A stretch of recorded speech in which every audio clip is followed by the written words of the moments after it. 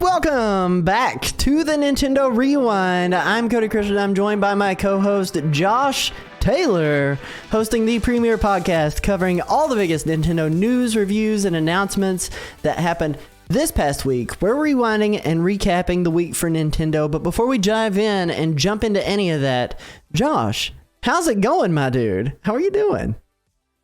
Not bad thus far this week.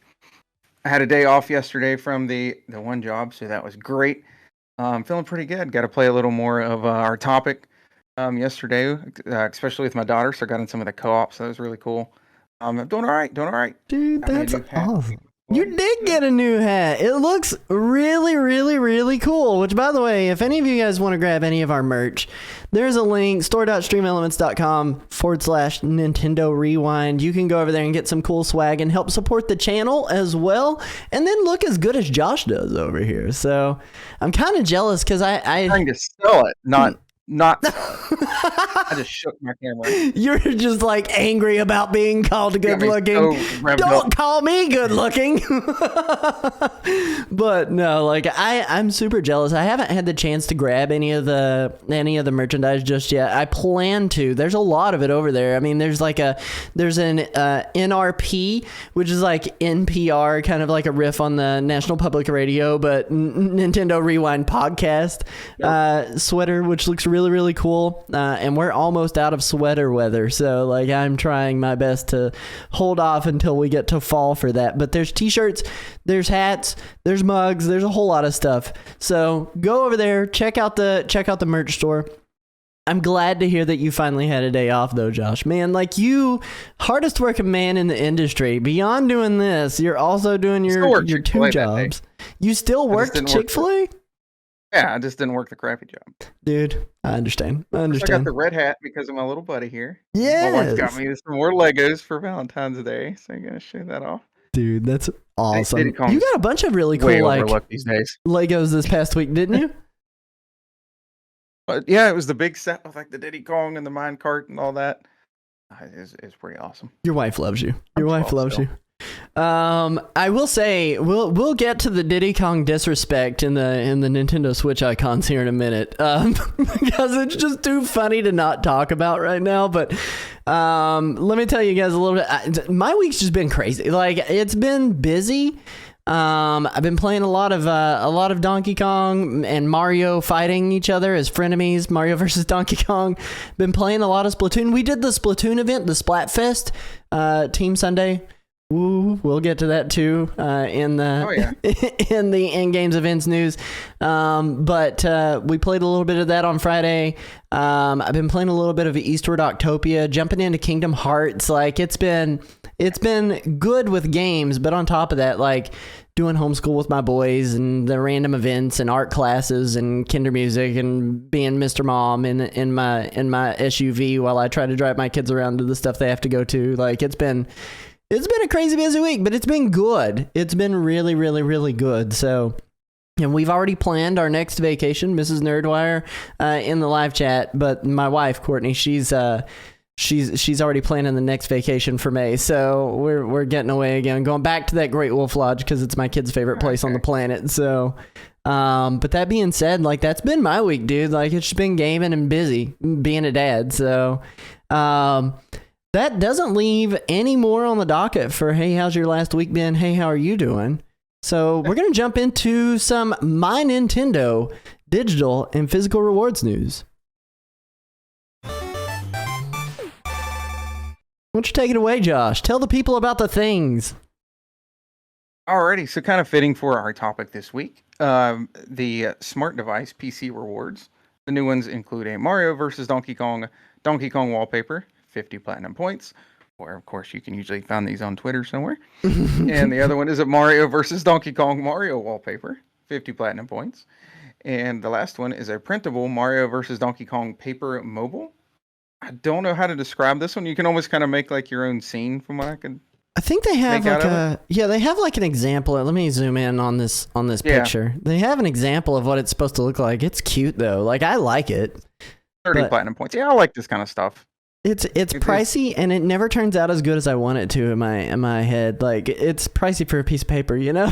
Like 30 platinum points go a long way. Yeah, that is our digital rewards from them. Oh, I'm sorry, not the digital, smart device PC rewards, as they call them. No new sweepstakes, no new physical rewards, unfortunately. I still don't know why we don't have a mini Mario toy. Ridiculous. That would have been a perfect place to put it. Dude, did you see the one in Japan? Did you see the like the a plush though, isn't it? Yes, and it comes in a capsule. I mean, at least they got a plush. It comes in a very, very cool capsule. I could talk all day. Japan gets all the good stuff. I mean, it kind of makes sense. Like, especially if you're a Kirby fan, they got all the good Kirby stuff. They even got a Kirby cafe. Oh, they do. Nothing. They absolutely do. Like they get the really, really, really good stuff. We've got the Mario versus Donkey Kong icons, Wave 1. They are available until February the 22nd. Taking a look at some of them, of course, I'm a fan of this. I like the artwork for this game. They have a new Donkey Kong one, so that's great. Granted, it's kind of the same pose he's had for like ever now, but it's still cool. There's some neat ones in there. I think there's going to be one other wave after that. We also have Splatoon 3 icons, Wave 1. Before we go into that, I want to talk about the disrespect they put on Diddy's name. And I saw this on Twitter. I know you saw it on Twitter as well. In what world did the key door get an icon before Diddy Kong got an icon? No, I've told you. Oh my gosh, I could rant for an hour. I'm not going to. No, yeah, there's so many icons now. Like even the Chain Kong from Mario RPG got a freaking icon before Diddy. Yep. It's so funny. It's so funny. If you're as old as me and you grew up on the Super Nintendo and 64 days, Diddy was like up here. You know, like he's like one of the gaming heroes. He's with Mario and Zelda or Link. So really? Anyway, yeah, no, Nintendo just complete disrespect. It's so funny. I can't believe it. Moving on. The other icons we got, there's Splatoon 3 icons, Wave 1 again, available until February the 22nd. Those are pretty cool as well. They kind of look like the artwork on the Table Turf game. I like those. You know what I'm talking about? You know what I'm talking about. You know what I'm talking about. Oh, yeah. I loved these, dude. Like, I normally don't buy every icon and every background and every XYZ thing in a set, usually. Like, I'll pick out my favorites. Because, I mean, they're 10 points each. But yeah. I ended up buying every single one of these backgrounds, frames, icon, characters. Like, it was...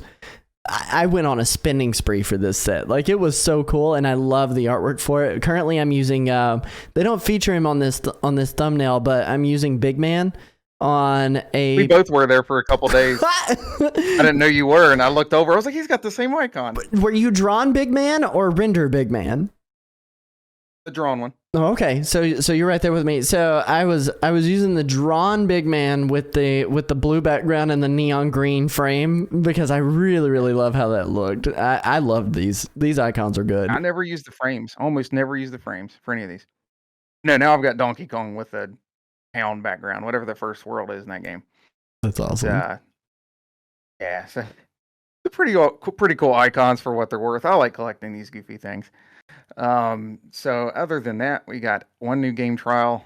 Not very interesting to me, but it's EA Sports FC 224. So it's a soccer game. What does FC even stand for anymore? Is that football club at this point or football club? Football. I remember when EA was putting out FIFA. Did FIFA stop existing and turn into FC? I don't know. I just realized that wasn't FIFA. Like I saw the little Twitter post and everything and the announcement, and I don't think my brain fully read it until just now. Yeah. But no, it's there until February the 20th until the 26th. I will say you get 100 platinum points for playing this demo, or not demo, game trial. So if you got to save up some points, it's probably wouldn't be a bad idea to at least download it and touch it for a second. I don't know. It might be good if you're into that sort of thing. We'll see. I kind of hope they bring back stuff like what was it, Eastward last time? Those are really cool. It was really good, like a good game. Enough time to play it. Yeah. Of note, also, whenever I was looking at this demo, one of the things that it said for like requirements for it is that you need to have 28 gigs available on your system to be able to do this demo. Like, it's so big, like it's dumb big. So I don't know. It's free. You can go check it out though. Decide whether or not you like the game or not. So. Netis said FIFA revoked the license. That makes sense. There That you go. makes sense. The more you know. I need to have the shooting star. That being said, that is going to bring us into in-game events. So let's pop on over to that. Yeah. There's not much news here. So there's really nothing going on with Pokemon Scarlet and Violet. There's nothing going on with Super Smash Bros. This week. But Shame. what did happen this last week, Splatoon's Splatfest, and we talked a little bit about it in the intro, but Splatoon's Splatfest, the results are in, and it does look like Team Friday wins, which was led by Shiver. And let me just talk about how much of a travesty they pulled with this specific Splatfest. I thought Shiver was running Saturday, because first off, okay, here's the deal. First off, Friday, it was yellow. Who else on this screen is yellow? Fry is yellow. Half of Friday is Fry. Fry's name is Fry. Makes perfect sense. It should have been Fry being the captain of Friday. But, I digress. Even with Splatoon's naming conventions and everything else going wrong in this Splatfest, I am disappointed that Friday won. We've got some dissenters in the chat saying Sunday is objectively the worst day of the week, even worse than Monday.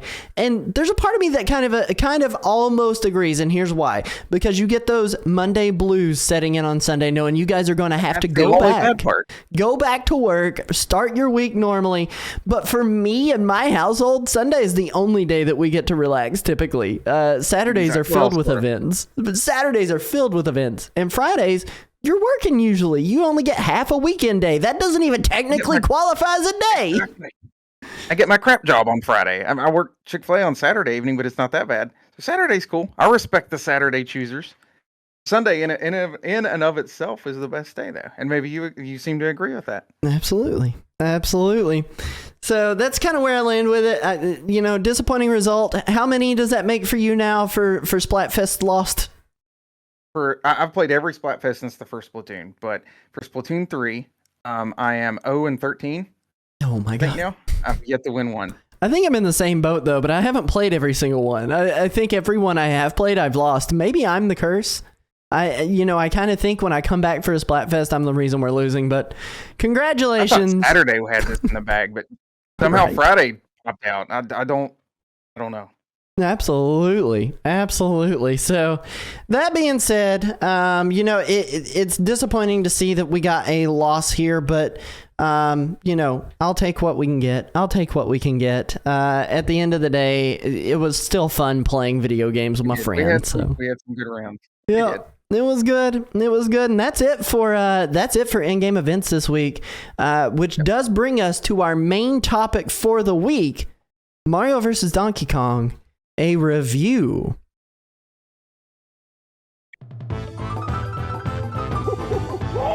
So, Mario vs. Donkey Kong, the Switch remake that I'm not entirely positive is the right call for Nintendo. And here's why. I think Donkey Kong 94 would have been a much better choice. I think I've even mentioned that in either last week's episode or on Friday when we were doing Splatfest. That being said, Mario vs. Donkey Kong, is it worth it? And at the end of the day, I've had the chance to sit down. I've played almost the entirety of the game. I'm missing a couple of levels here and there, but I don't want to give too much away with my with my own first impressions. Josh, did you pick up the game? How much time have you spent with it? So, I don't know about exact time. I will say I've played solo and co-op about the same. Well, I've spent more time on co-op. It took us longer. But I've made it to the 7th world on both. So that's about where we're at. Very cool.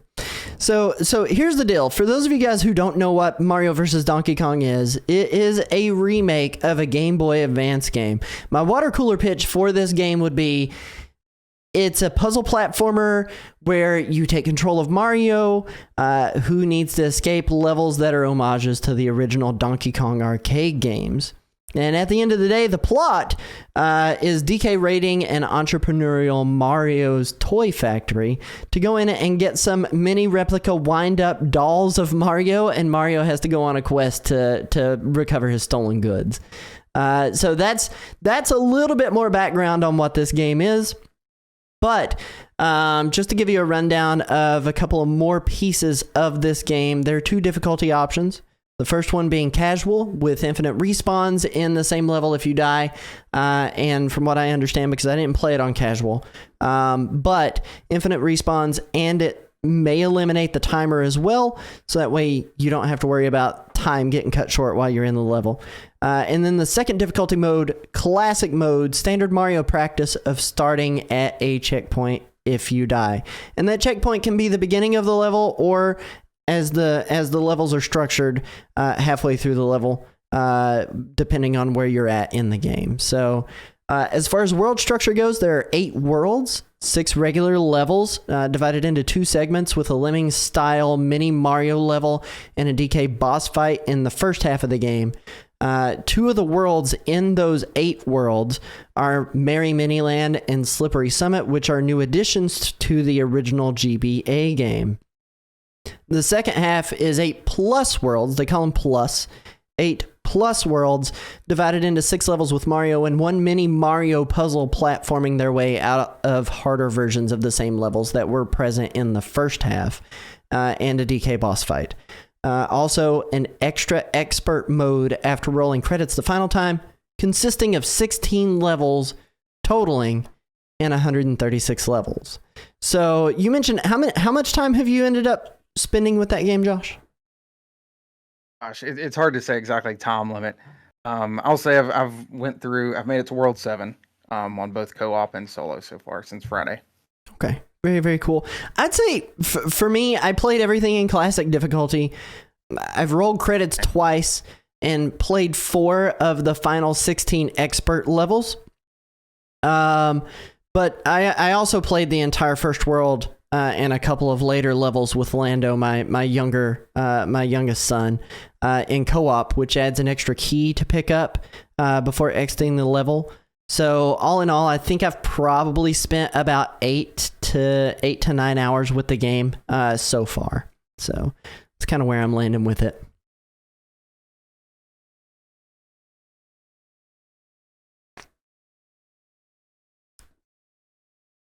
Yes. You look like you have concern on your face. Sorry, the computer made a weird noise. I thought I lost you. No, that's okay.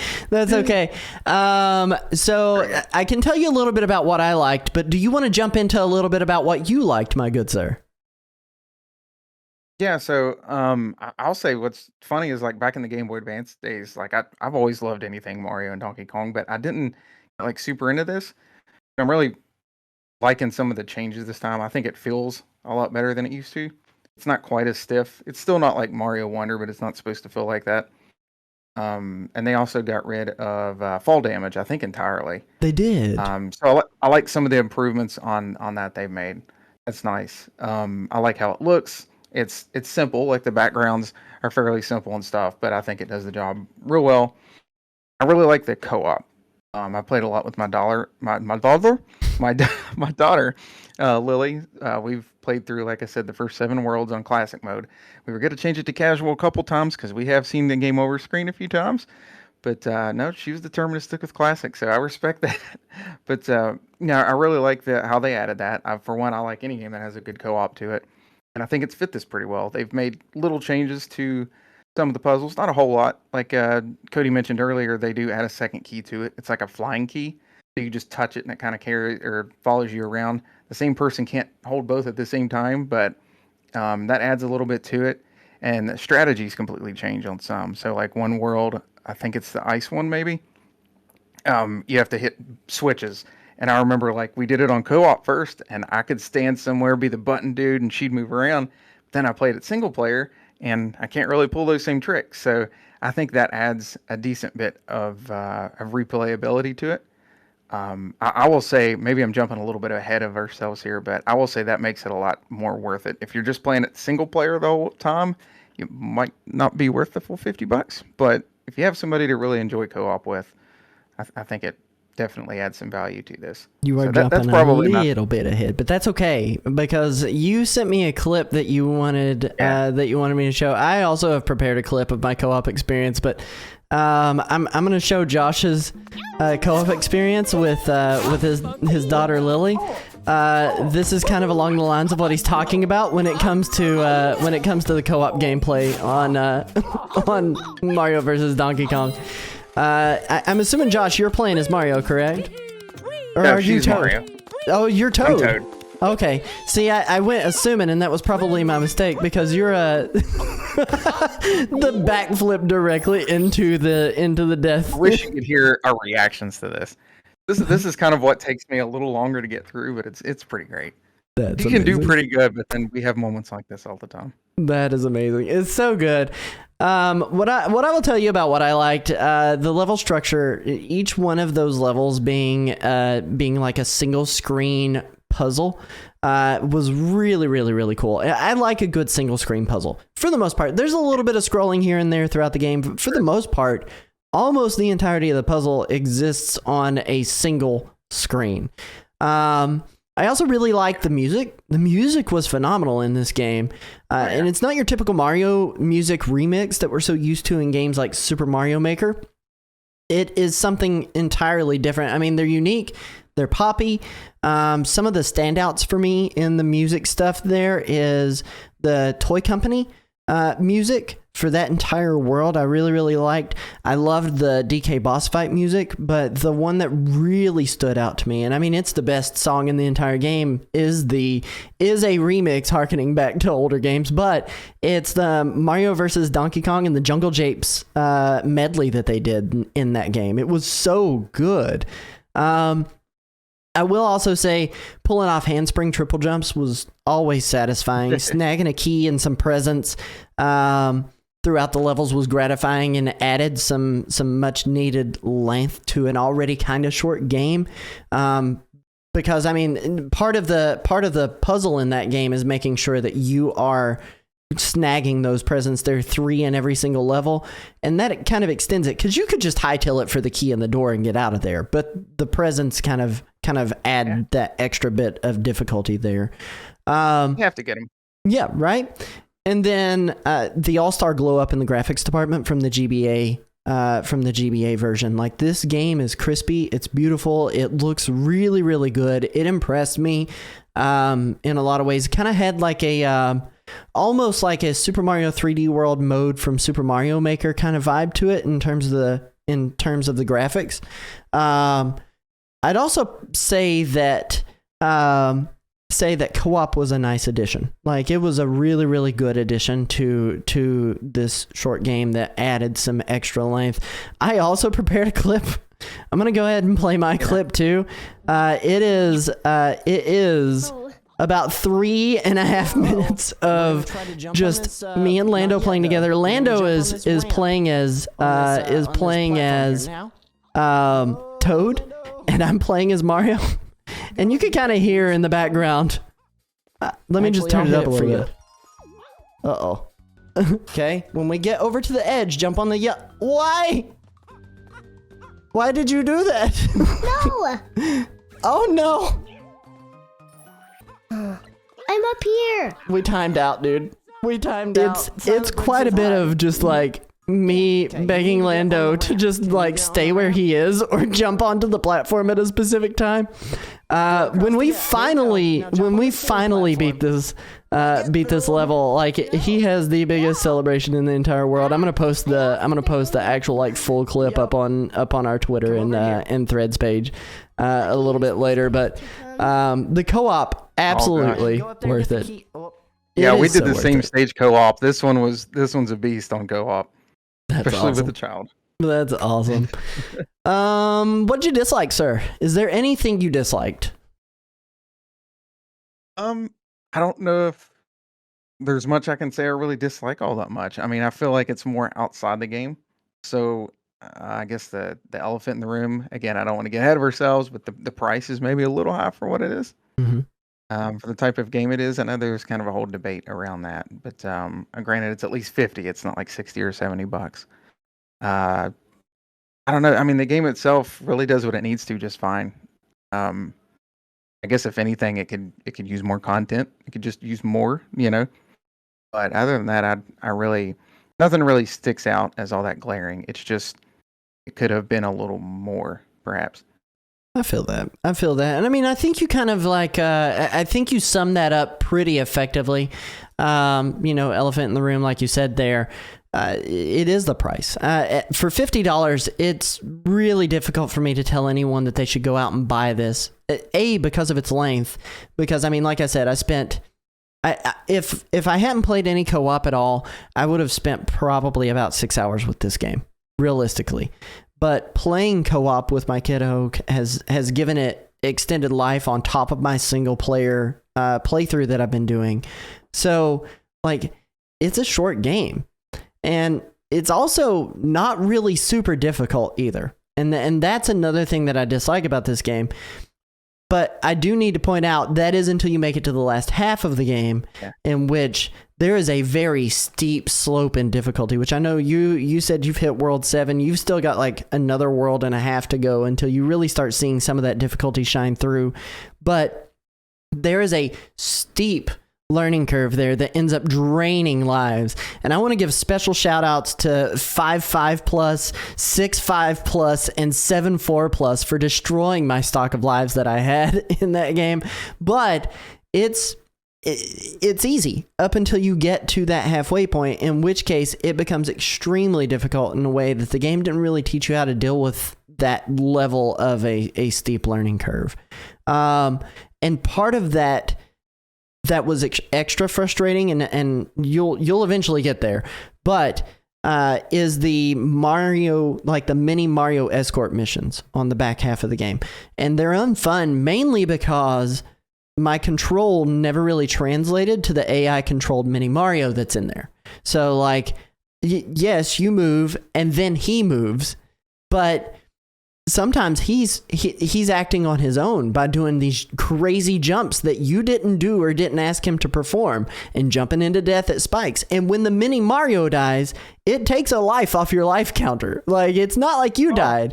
It's he died, you both died, and you both failed. And so you're going to start from the last checkpoint. So like, that was probably my biggest frustration, is that when I failed, it didn't never, like, most of the time didn't feel like it was my fault. It felt like it was the AI screwing up.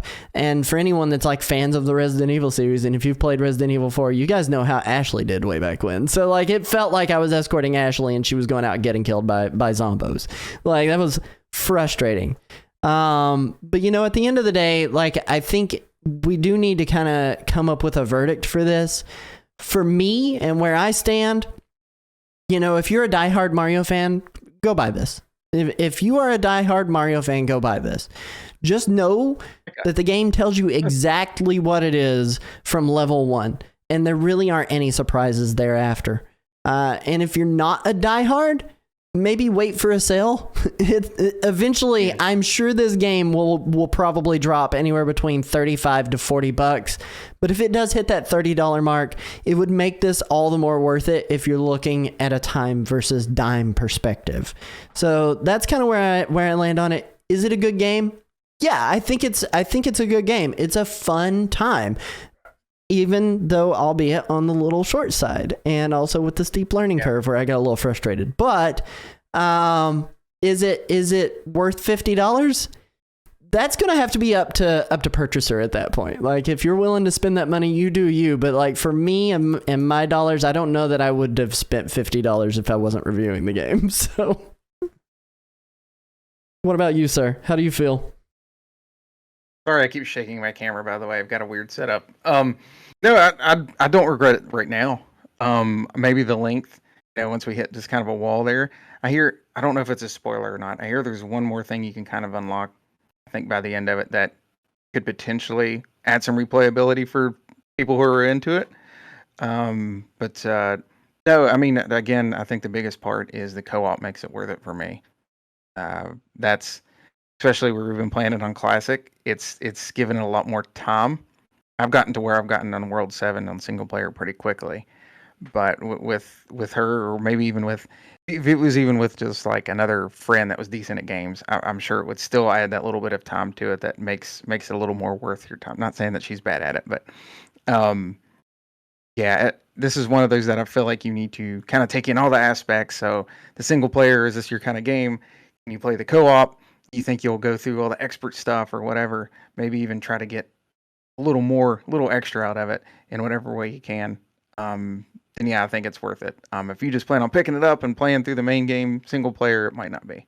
That is something. Just you kind of brought up there that I do want to point out as well is like it is significantly more difficult in the co-op mode, regardless of player skill level, because it does change certain aspects of where you need to move and where you need to go. And of note, you are limited to whoever you can have on your couch to play co-op with. So like it has no online co-op. So Josh and I can't get together online being two Mario experts, Mario versus Donkey Kong experts. It will be whoever you can get on your couch. In my case, it was Lando, my 4-year-old, and in Josh's case, it was Lily, his 9-year-old. So like it's nice. It's one of those things. It was probably a little easier, but still, yeah. Oh yeah. It was fun. It was fun, but You'll get there. That's kind of where we land on it. It's good. If you had to give it a score on a scale of 1 to 10, where would you put it? That's really, really hard. I know a lot of sites don't do this anymore, but I would say like a 7.5, which is not a bad score. You know, a lot of people would say, "Oh, it's a 7. That's whatever." It's just I think that's a pretty good score. I do, especially if it's your kind of game. Even still, dude, 7 is 70% of 10. C's get degrees, my friend. So like it is one of those things where like it's not a bad game, and I agree with you. I was going to say a 7 flat myself. I think. As far as that goes, the content that's there is enjoyable and entertaining. It's really pretty to look at. They have put some effort and love into this GBA game that's however many years old at this point. I would imagine somewhere around 20. I don't remember when the original release was. It was 2003. So yeah, it's about 2 decades roughly. So I mean, give or take. There's been some love poured into it. It's worth your time. It's just one of those games that like dollar versus dime or time versus dime. It's just not quite there for what they're looking to charge, and that's the reason that I get those tick downs. I probably would have been closer to 7.58 if it hadn't have been so expensive, and I did have to factor that into my own personal like feelings and review on it. So. Yeah, I hate to factor that in. I will say I think this would be perfectly fair, and I know people's been saying this should be $20. I think this would be perfectly fair at 40. Just like $10 cheaper. I think would be fair enough. It'd be a quicker pickup. It would be a quicker pickup. Yeah. But that's our review. We're gonna dive into extra Nintendo news. See you guys right after this jump.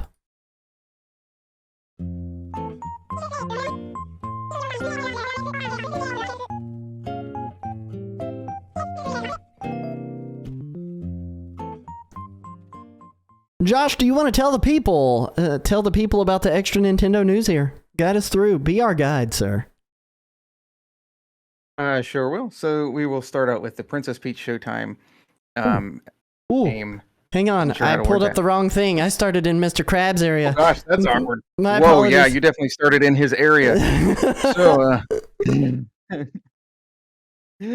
all right. We're back on it. We're back on it. We're back on Princess Peach now. It appears to be powered by the Unreal Engine. If you're familiar with that, it's used for all sorts of games. I don't think I would have noticed that, without somebody telling me. I might not have as much as an eye for it, but some games I feel like really scream it. Where this one, I would have never really thought twice, to be honest. Absolutely. There's a couple of things here as far as Unreal Engine is concerned, and the reason that is that's a big deal is because Nintendo doesn't typically go outside with Unreal Engine, right. But as of late, there's been a lot more spottings of it. In the tweet from AK Family Home, they mentioned Pikmin 4 used the Unreal Engine, which has a really, really amazing lighting system in it, and it makes games look really, really good. But also on there, I believe Splatoon uses the Unreal Engine. And I think, if I'm not mistaken, and I might be mistaken on this, but I think Animal Crossing also used the Unreal Engine whenever they were making their games too. So like you can kind of see the way the lighting, the way the graphics look. So one thing that's going to solidify for me is that Prince Speed Showtime is going to be a good looking game at the end of the day. I think it's going to look really, really, really good. That's what I've heard actually from like the early play reviews or previews rather. Mm-hmm. I've heard it's a pretty good looking game, and that makes sense then. All right, so the next one here, I'm pretty excited about it. Granted, I've got to try it some. This is an underrated game. Mr. Krabs is now playable in Nickelodeon's All Star Brawl 2. So the first one for this, I will say, was kind of in the middle. But no, I really think the sequel is pretty good. Yeah, it's a lot like Smash Brothers. You can call it a clone like that, but it has almost feel like some of the fighting can go a little bit deeper than aspects of Smash Brothers, believe it or not. It's definitely got its own characteristics. The single player is kind of more interesting to be completely blunt. But yeah, I'm definitely happy with this addition to it. It looks really cool. I haven't played this yet. I know we've talked about it a couple of times on here, especially when they do new character reveals. But question: who of the SpongeBob crew is playable in this now? So you've got Mr. Krabs, you've got SpongeBob, and I saw Squidward as well. Do they have Patrick in this one? There's Patrick, and there's also there Plankton. He's in like a big robo suit. Dude, they went hard with the absolute utter SpongeBob love that they have in this game, didn't they? Yeah.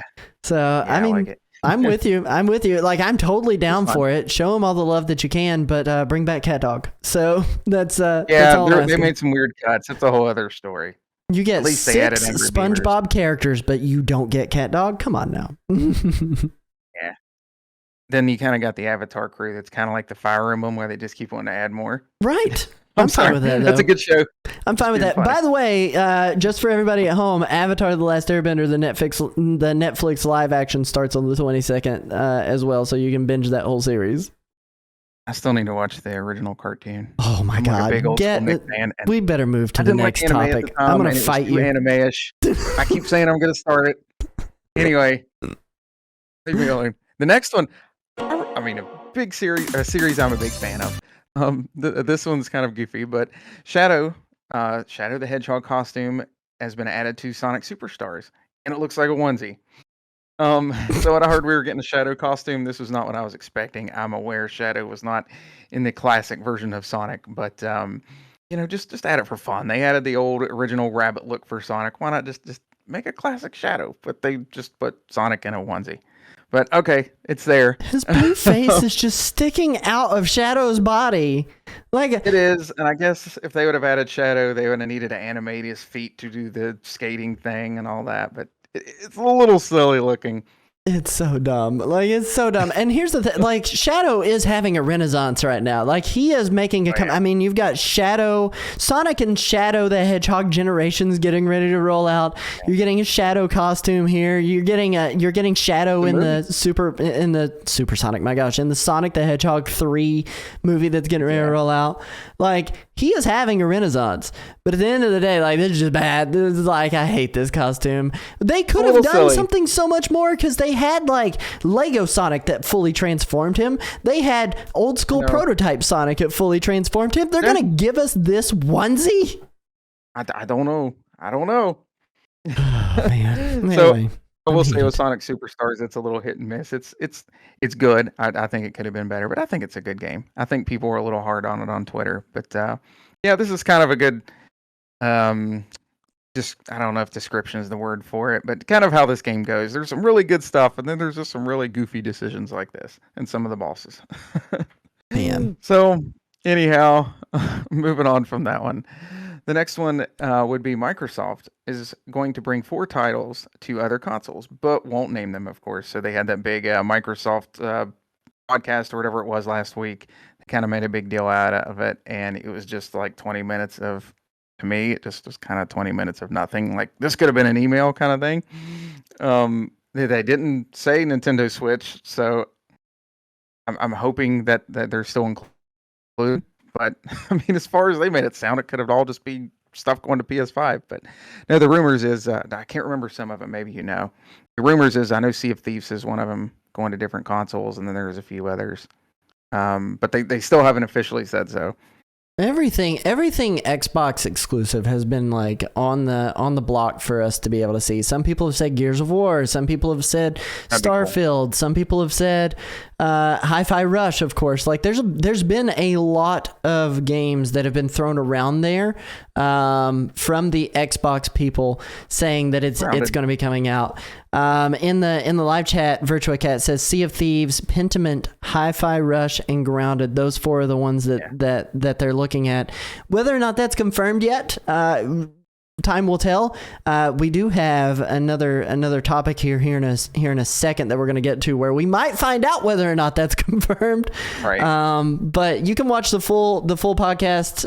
It is available on the Xbox Wire, and you can read the transcript as well. Listen to it now on your favorite podcast provider from them.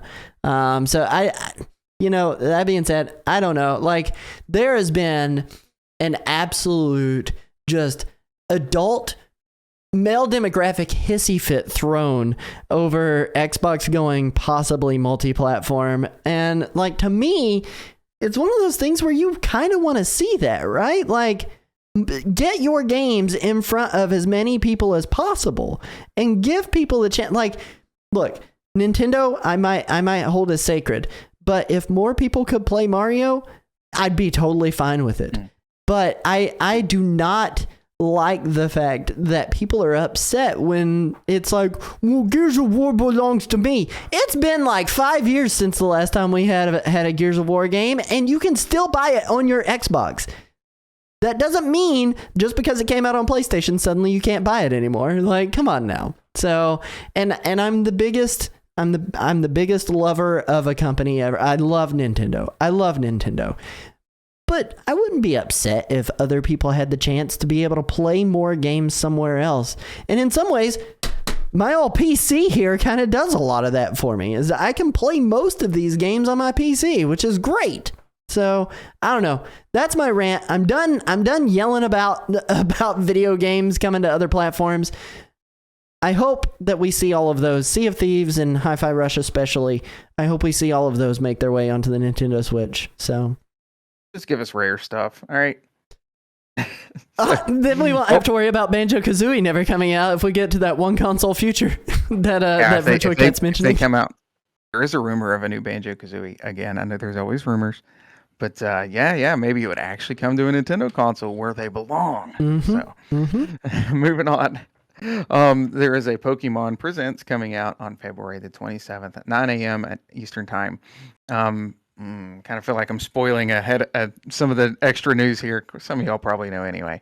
But I kind of feel like they always have to do their own little thing when Nintendo's doing something. I don't know. Maybe that's always kind of irked me. It's like, come on, guys, just go with the Nintendo Direct. I know you're not Nintendo, but I don't know. You gotta be all special. They love doing their own thing. I mean, they're one of the biggest, most successful $1 billion franchises in the world. So they get their own pull. But like, I'm with you. It's like, you are Nintendo. You can't possibly have that much interesting to talk about. And most of the time, it's not. Like, I usually tune out when they're like, "Here's Pokemon Smile." It's like, no, I don't. There's that. Then it's like a 5-minute trailer on like, oh, look how great we've been for the past 30 years. It's like, okay, cool. All right, moving on. Anyway, I hopefully there's something good in there. What do you expect? What do you want? I don't know if there's going to be like a full new generation, so to speak. I feel like Scarlet and Violet didn't come out that long ago, and it's been 2 years. Like those games. It's been 2 years. Has it really? I still haven't really beat them. And they're okay. They definitely have issues. No, I really hope they just put out something that doesn't feed the people who constantly hate on them. I'm guilty of it myself a little bit sometimes too, but just don't prove them right, you know. Especially when it comes to like performance and things like that. It's like, I don't know if they don't have enough time or if they're just not trying. I don't know what it is. They make way too much money to not be putting out some really crazy stuff. I'm with you. So I really, for this, I'm not expecting a whole lot major. Maybe a good spin-off game. Some of the Pokemon spin-off games are surprisingly good, especially like the Snap games. I think are both good. So hopefully we'll get something fun like that. Really with them, I can't guess a lot. I feel like they throw out like a lot of just random phone games, some random TV show announcement, just things that I don't necessarily expect. I don't follow them as much as some of mainstream Nintendo, so to speak. I don't know.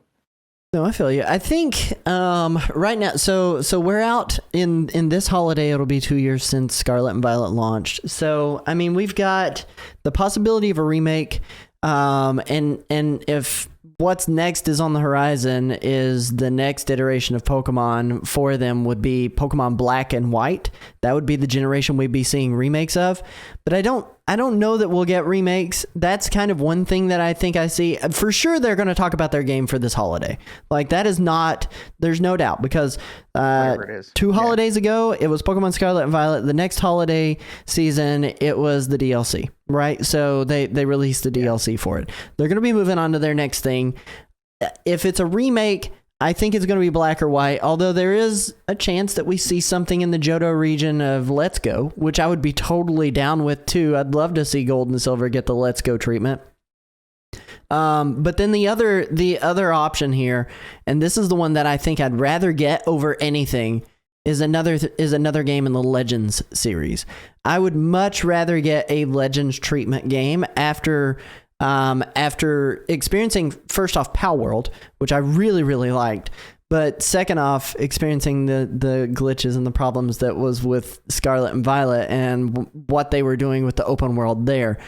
But I would say that, like, they do need to address those immediately. Like, they need to address those issues immediately and capitalize on the fact that they are a billion-dollar franchise that can do better with their games.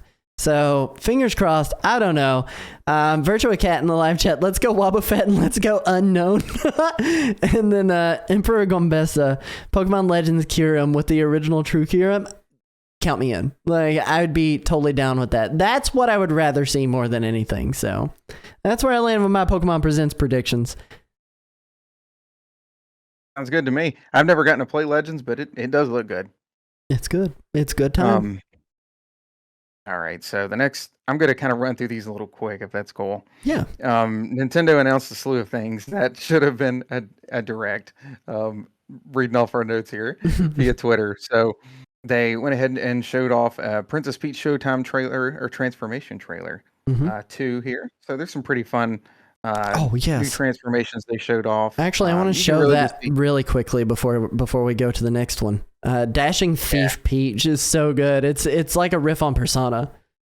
It is. It looks like the Phantom Thieves. Mm-hmm.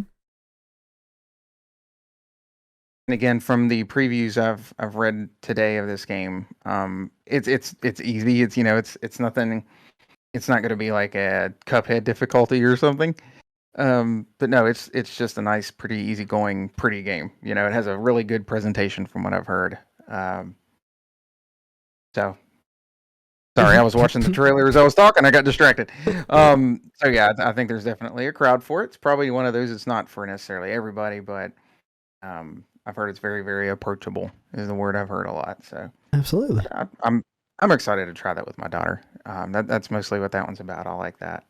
I think it looks fun. Looks like it has a lot of character. So after that, we've got hold on just a second here. I apologize, guys.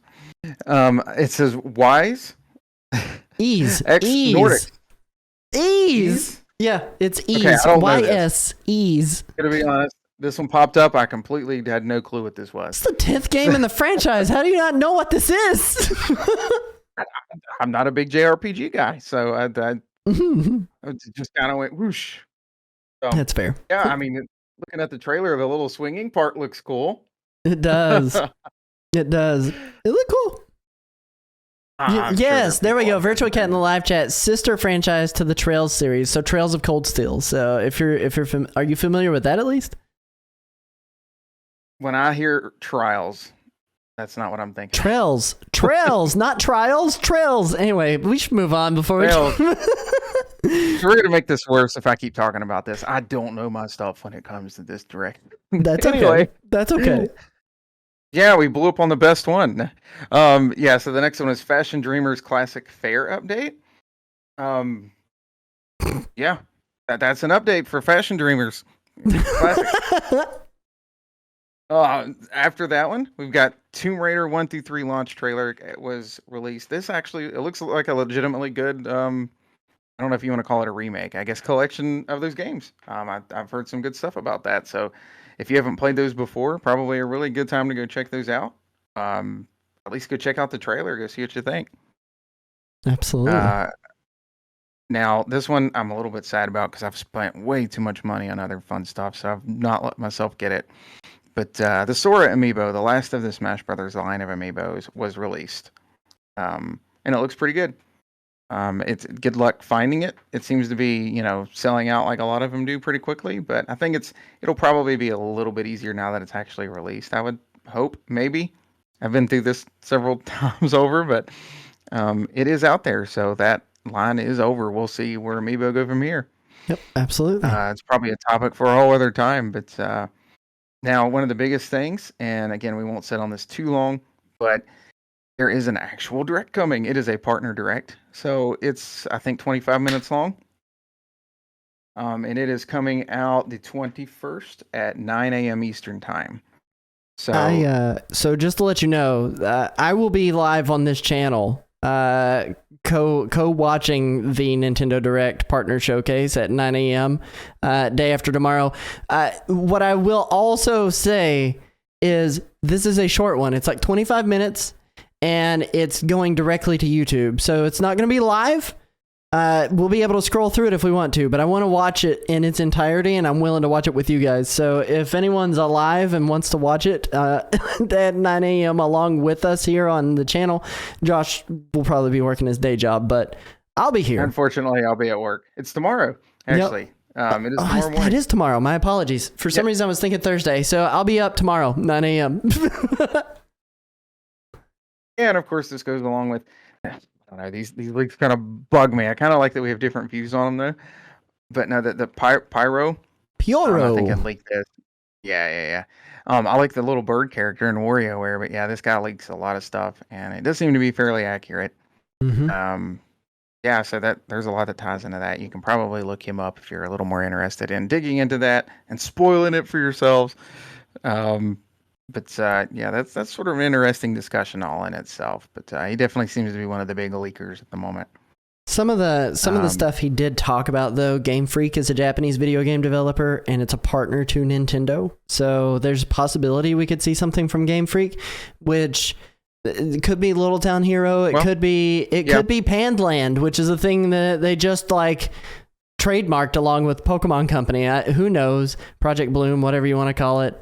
And then Little Card Jockey, was that the name of it? Yes, Pocket Card Jockey. Pocket Card Jockey. That was it. That was a pretty good game. They did a sequel to it. I didn't even know they did a sequel to it until the other day. They did a sequel to it that released exclusively on Apple Arcade on iOS.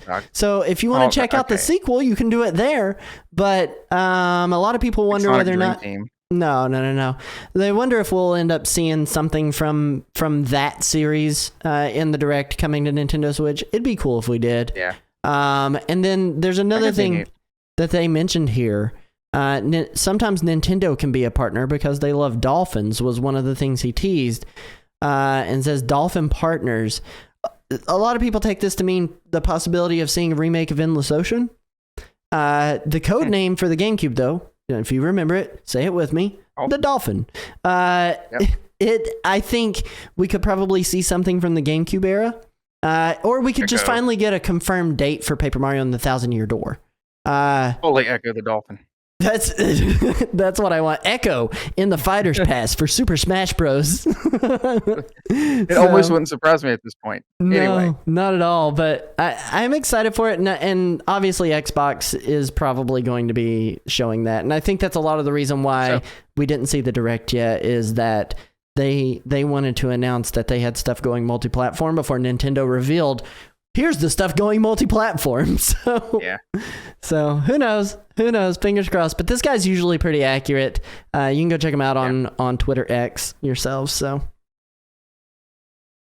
All right. Well, moving along here, we have, of course, the next season coming for Splatoon 3. The Spring Fest returns during Fresh Season, as they were calling it. They don't have an exact date on this just yet. But there is some pretty nice gear if you want to pull it up there. Crocs. Look it up there too. Crocs. Yeah, it's very springy looking. So yeah, there's some Crocs. There's some crazy looking sunglasses. It looks very colorful. Some of the pictures they got here, so that's nice. I like the I'm glad there's paint job they gave to the lobby area. Like it looks very cool. Yeah. That is cool. I like how they support this game. They've been doing well at it. Nintendo doesn't do a whole lot of games like this, but I really like how they've done Splatoon. I hope it continues to do awesome. Mm-hmm. I've got to get these Crocs. That's the one thing that I keep saying to myself. We're a big Crocs family here, and if they don't release Croc charms that are themed around this, like I will be so sad. I want those Splatoon squid eyes for my actual real life Crocs. They have Pikmin Croc charms or whatever they're called on MyNintendo. They're not. They're shoestring charms. They don't even look. Charms. I thought that's what it was. I ordered them from MyNintendo, and they came in, and they weren't that. They were just like literally like shoestring charms. I'd tear those up in like 2 days. Mm-hmm. I'm with you. Anyway, so after that, we've got a rumor, of course, that Switch 2 is not launching until Q1 of 2025. I hope that's true. My wallet hopes it's true. But honestly, I know the Switch has been out a long time, and I am ready for something a little more powerful in comparison to these other systems. I feel like we would get more of the good third-party stuff that we've missed out on.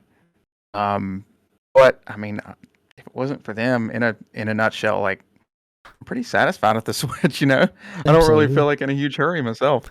No, I'm excited to get the new, but like I don't have to have it. Will I have it day one? Yes. But right.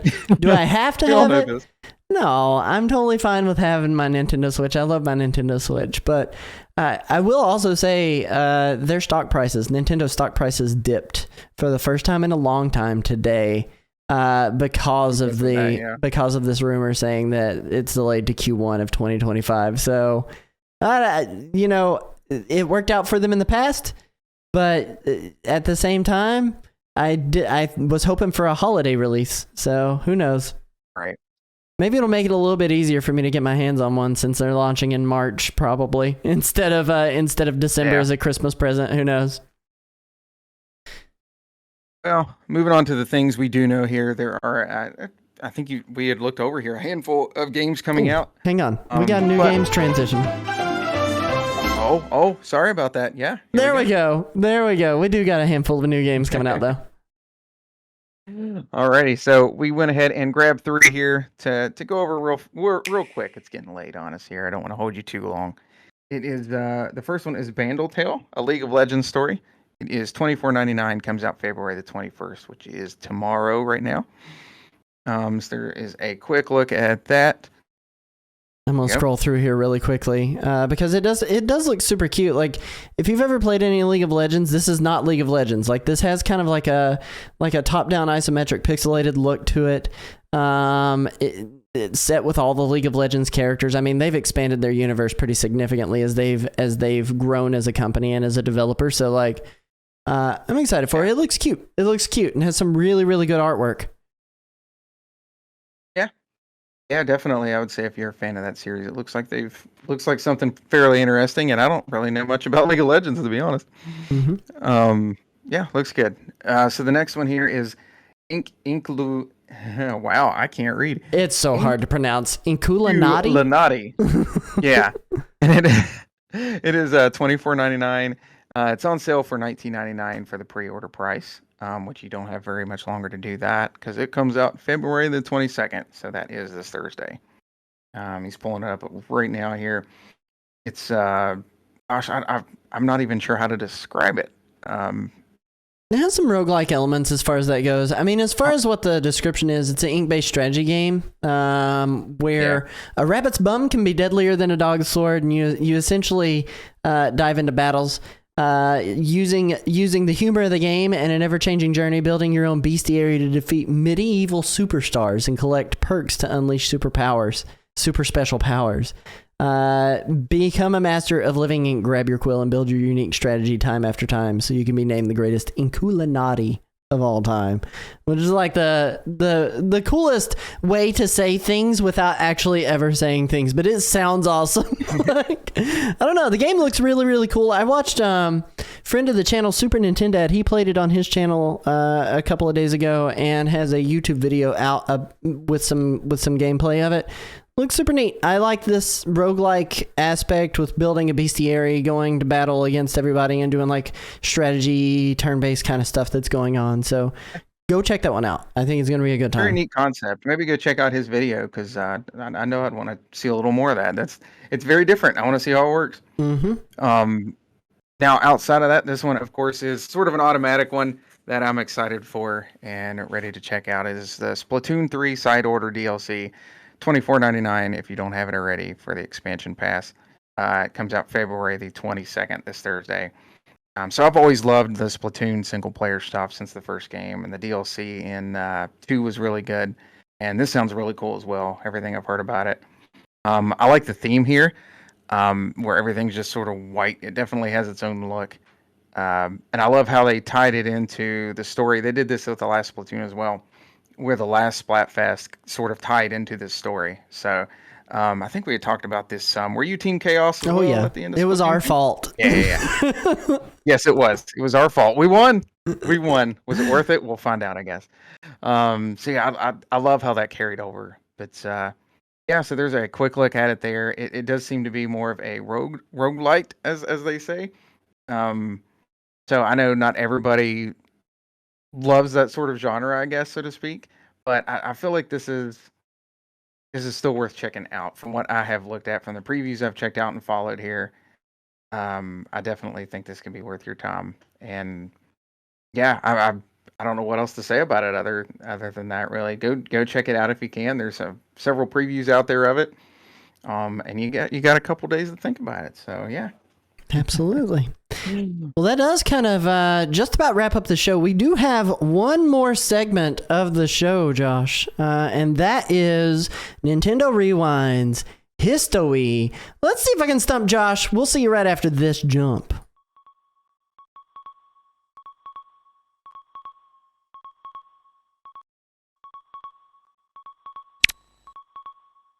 All right. Welcome to the show we call Histowii. Finally, a real name. In this segment, my co-host Josh must try to guess a game that was released within the past week, but years ago, based on a trivia, a screenshot, and a random sound effect.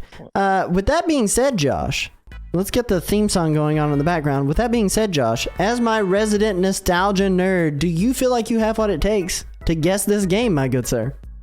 I mean, of course I do at this point. I think you're really out to get me though now. Like, I think this is only going to get more difficult. I gotta pull in the big guns. Got me a little nervous.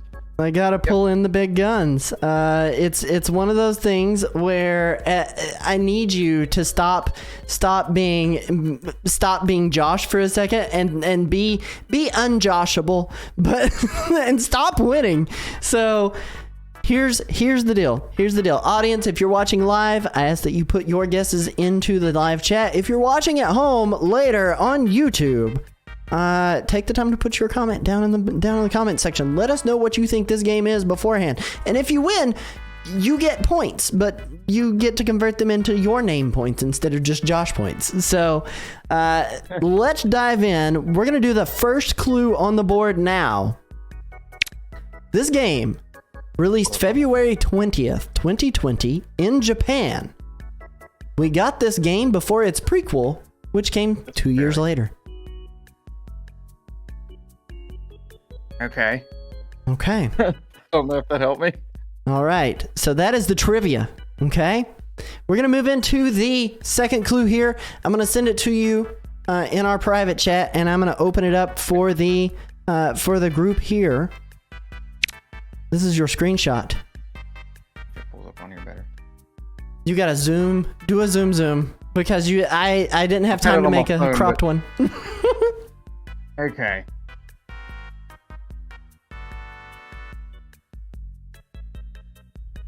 Trying to throw a genre at me. I'm not as into, huh? I see. I mean, there's a possibility. Who knows? Who knows? You don't know. I don't know. Who knows? Maybe, maybe not. What was that first game? Okay. All right. We're going to move into clue number 3. This is going to be your sound clue. I'm sending it over to you now. And I'm playing it for those at home. I'm going to mute the main music here.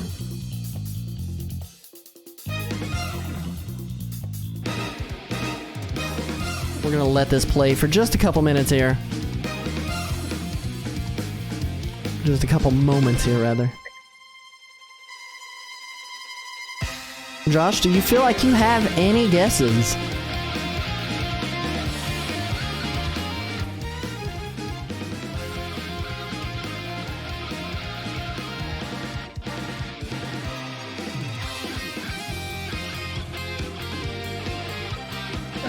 Okay.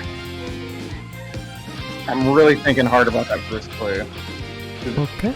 I don't know if you're still playing it on the stream here. The music sounds very Persona-y.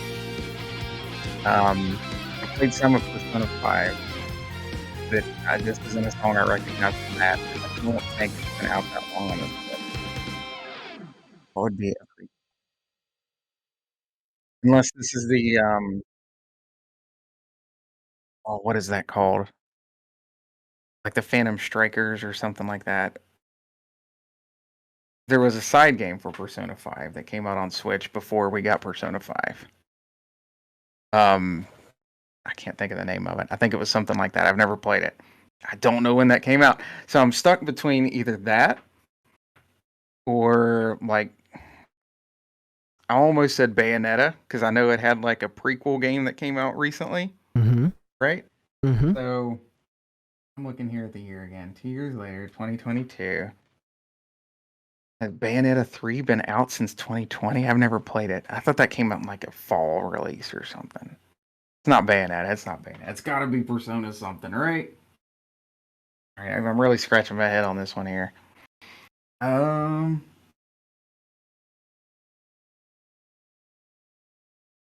What's the name of that one? I know what I'm gonna guess. Okay. I don't think it was Phantom Strikers. It was something else. I wish I could be like, hey, I'm on the right track.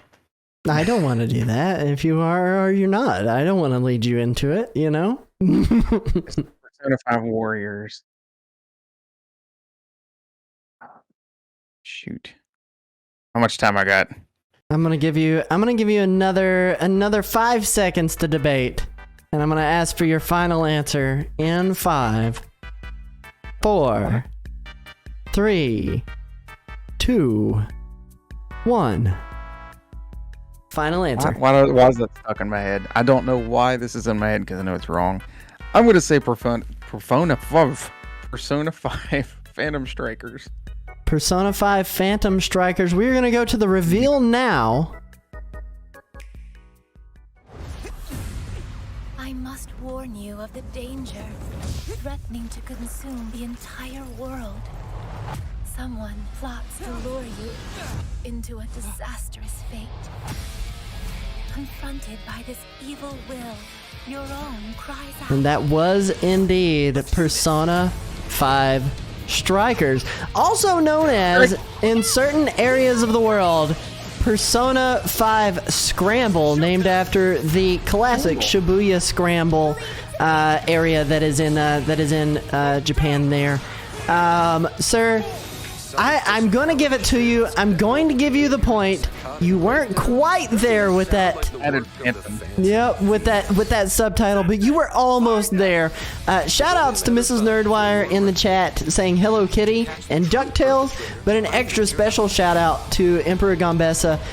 It's the Dynasty Warriors version of Persona 5. Persona 5 Scramble is their guess. So they got it as well. Congratulations. It's a really, really cool game. I am not a big fan of Muso-style video games. Like, it feels like Cutting Grass Simulator 9 times out of 10. It's one of the reasons I didn't love Age of Calamity when Legend of Zelda Hyrule Warriors Age of Calamity came out. And it's one of the reasons I've stayed away from Musos just in general. But that being said, Persona 5 Strikers, you got it. I'm going to go ahead and give it to you. let me go over here. We got to update the Josh points. I'm going to get those updated. You are now at 7 Josh points with your stuff. Do what? What can I buy with these? Pride. You get to have pride knowing that you've won. We're just going to keep keeping score. With that brings us to our last thing, our outro, Josh. Yes. Take it away. About 11 o'clock at night here, and I'm old and I can't see our outro. No, I can see it. It is. So I thank you all again for stopping by here. That wraps up the episode for tonight of Nintendo Rewind. Cody, where can I find you? Oh, you can find me just about everywhere. But mostly I spend most of my time over on twitch.tv/NerdWirePlays. And you can find me on Threads, Twitter, YouTube, all that jazz at NerdWirePlays. Go look up a social site. I'm probably there. With that being said, and what about you, Josh? All right, kind of like Cody said, for me, I'm about anywhere under the name Whopper744. On Twitter, I am Whopper744Games. That's where I'm probably most active with all my gaming junk. I'm also Whopper744 on Threads, Instagram. Don't forget to please check out our Facebook group for Nintendo Rewind. I'd like to get that up and running, get everything a little more active in there. I think we can really have some fun in there once we get it up and lively, you know. What we need you guys. I thank you again so much for all the support you have been giving us. So you can catch all of our episodes in audio form on Apple Podcast. Eventually. It's still eventually, but it's coming there. It's coming. Cody does some awesome stuff, and I know that's around the corner. But right now, we are here, of course, live every Tuesday. We got videos on YouTube at youtube.com at the Nintendo Rewind right now. Join our Facebook group once again, like I said, is at facebook.com/groups/Nintendo Rewind. And our own social media page is on Threads at Nintendo Rewind. I believe we are also on Twitter as well. I know we are. Sorry, I don't know why I said I believe. We're everywhere. We're everywhere. Yeah, I do have one thing that I do want to plug before we go. If you guys aren't following me over on my own channel, Nerdwire Plays, here on Twitch, I'm gonna give a shout out to myself, but. I do ask that you guys go over, drop a follow over there, and the reason being is I've got a charity event that is happening this week on Friday. I will be participating in a charity event for SAVE, which is Suicide Awareness Voices of Education, raising money to provide training and help to those in need and who are suffering with depression or the various causes that lead people to commit suicide on the daily basis. My time slot is at 9 p.m. It is a big raid train essentially where we are playing through Half-Life and we're passing along save files to the next streamer as we go. So I'm going to get dropped into the middle of the game. Have no clue what I'm doing, but please come by and check that out. 9 p.m. Eastern Standard Time. On Friday for myself. So I did want to plug that because that is important to me, that we raise a little bit of money for that cause. So thank you guys for watching. Very much. We'll catch you guys on the flip side. Peace. Yeah. See you later.